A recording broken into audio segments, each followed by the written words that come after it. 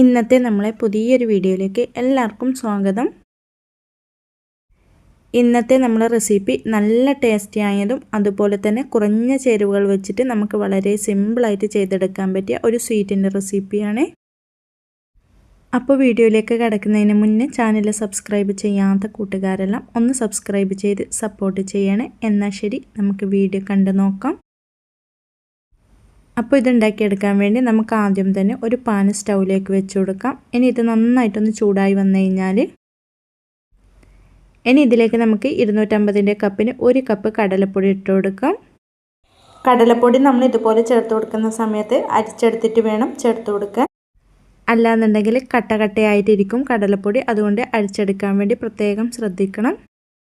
നമ്മൾ ഇതുപോലെ കടലപ്പൊടി ഇട്ട് കൊടുത്തിട്ട് ലോ ഫ്ലെയിമിൽ വെച്ച് കൊടുത്തിട്ട് വേണം നമുക്കിതുപോലെ തുടർച്ചയായിട്ട് ഇളക്കി കൊടുക്കാൻ. ഫ്ലെയിം കൂട്ടി വെക്കാനേ പാടില്ല, അപ്പോൾ പെട്ടെന്ന് കരിഞ്ഞു പോകും. അതുകൊണ്ട് ലോ ഫ്ലെയിമിൽ വെച്ച് കൊടുത്തിട്ട് ഇതുപോലെ തുടർച്ചയായി ഇളക്കി കൊടുത്തിട്ട് ഈ കടലപ്പൊടിയുടെ പച്ച ടേസ്റ്റെല്ലാം നമുക്കൊന്ന് മാറിക്കിട്ടണം. 2-3 മിനിറ്റ് നമുക്കിതുപോലെ തുടർച്ചയായി ഇളക്കി കൊടുത്തിട്ട് ഒന്ന് വറുത്തെടുക്കാവുന്നതാണ്. അങ്ങനെ ഇപ്പോൾ ഈ കടലപ്പൊടി 2-3 മിനിറ്റ് ഞാൻ ഇതുപോലെ ലോ ഫ്ലെയിമിൽ തന്നെ വെച്ച് കൊടുത്തിട്ട് നല്ല പോലെ ഒന്ന് വറുത്തെടുത്തിട്ടുണ്ട്. ഇനി നമുക്കിതിലേക്ക് 1/4 കപ്പ് നെയ്യ് വേണം. നെയ്യ് ഉരുക്കിയെടുത്തതാണ്. ആദ്യം നമുക്ക് ഈ നെയ്യിൽ നിന്നും കുറച്ച് ഒഴിച്ച് കൊടുത്തിട്ട് വീണ്ടും നന്നായിട്ടൊന്ന് വറുത്ത് കൊടുക്കണം. ഫ്ലെയിം നമ്മൾ കൂട്ടി വെച്ച് കൊടുക്കാനേ പാടില്ല, ലോ ഫ്ലെയിമിൽ തന്നെ വെച്ച് കൊടുത്തിട്ടാണ് ഇതുപോലെ വറുത്ത് കൊടുക്കുന്നത്. 2-3 മിനിറ്റും കൂടെ നമുക്കിതുപോലെ തുടർച്ചയായി ഇളക്കി കൊടുത്തിട്ട് വേണം ഇത് വറുത്തെടുക്കാൻ. ഈ ഒരു സ്റ്റേജെല്ലാം ആകുമ്പോൾ നമുക്കിതിലേക്ക് ബാക്കിയുള്ള നെയ്യും കൂടെ ചേർത്ത് കൊടുക്കാം. ഈ നെയ്ക്ക് പകരം നമ്മൾ വേറെ എണ്ണയൊന്നും ഇതിലേക്ക് ചേർത്ത് കൊടുക്കാൻ പാടില്ല. ഇതുപോലെ നെയ്യ് തന്നെ ഇതിലേക്ക് ചേർത്ത് കൊടുക്കാൻ വേണ്ടി ശ്രദ്ധിക്കണേ. അങ്ങനെ ഇപ്പോൾ ഇതാ ബാക്കിയുള്ള നെയ്യും കൂടെ ചേർത്ത് കൊടുത്തിട്ട് നന്നായിട്ടൊന്ന് ഇളക്കി യോജിപ്പിച്ച് കൊടുത്തിട്ടുണ്ട്. ഈ സമയത്ത് നമ്മൾ കടലപ്പൊടി നന്നായിട്ടൊന്ന് വെന്തിട്ടുണ്ടാവണം. ഇതുപോലെ നന്നായിട്ടൊന്ന് മിക്സ് ചെയ്ത് കൊടുത്തതിന് ശേഷം ഈ ഒരു സ്റ്റേജെല്ലാം ആകുമ്പോൾ നമുക്ക് ഫ്ലെയിം അങ്ങ് ഓഫാക്കി കൊടുക്കാവുന്നതാണ്. ഇനി നമുക്കിത് മറ്റൊരു ബൗളിലേക്ക് അങ്ങ് മാറ്റി കൊടുക്കാം.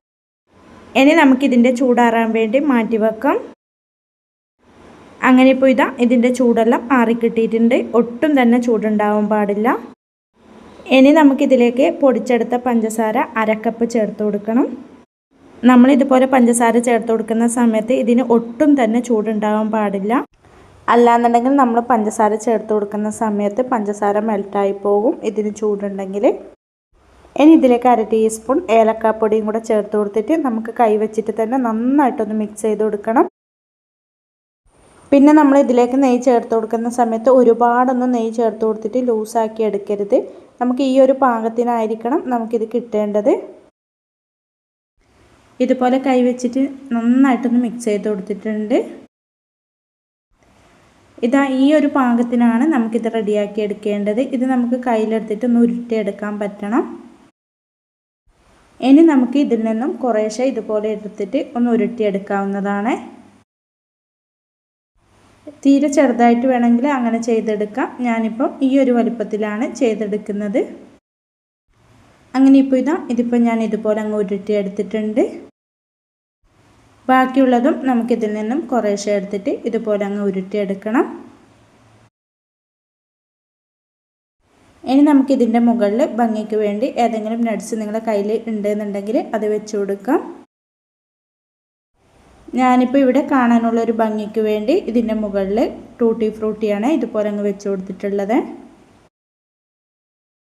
അങ്ങനെ ഇതാ നല്ല ടേസ്റ്റി ആയതും അതുപോലെ തന്നെ കുറഞ്ഞ ചേരുവകൾ വെച്ച് നമുക്ക് വളരെ സിമ്പിളായിട്ട് ചെയ്തെടുക്കാൻ പറ്റിയ ഒരു സ്വീറ്റ് ഇവിടെ റെഡിയായി കിട്ടിയിട്ടുണ്ട്. ഇത് നമുക്ക് എണ്ണയിലൊന്നും മുക്കിപ്പൊരിക്കാതെ പെട്ടെന്ന് ചെയ്തെടുക്കാൻ പറ്റിയ ഒരു സ്വീറ്റും കൂടിയാണ്. കുട്ടികൾക്കൊക്കെ പെട്ടെന്നൊരു സ്വീറ്റ് ഉണ്ടാക്കി കൊടുക്കണം തോന്നുമ്പോൾ നമുക്ക് വളരെ സിമ്പിളായിട്ട് ചെയ്തെടുക്കാൻ പറ്റിയ ഒരു സ്വീറ്റാണ്. അതുപോലെ തന്നെ നമ്മുടെ വീട്ടിൽ എപ്പോഴും ഉണ്ടാകുന്ന കുറഞ്ഞ ചേരുവകൾ വെച്ചിട്ട് നമുക്ക് വളരെ സിമ്പിളായിട്ട് ചെയ്തെടുക്കാൻ പറ്റിയ ഒരു സ്വീറ്റും കൂടിയാണിത്. അപ്പോൾ എല്ലാവരും ഇതുപോലെ ഒന്ന് ട്രൈ ചെയ്ത് നോക്കാനും വീഡിയോ ഇഷ്ടപ്പെടുവാണെങ്കിൽ മറക്കാതെ തന്നെ ഒന്ന് ലൈക്ക് ചെയ്യാനും കമൻറ്റ് ചെയ്യാനും സബ്സ്ക്രൈബ് ചെയ്ത് സപ്പോർട്ട് ചെയ്യാനും മറക്കല്ലേ.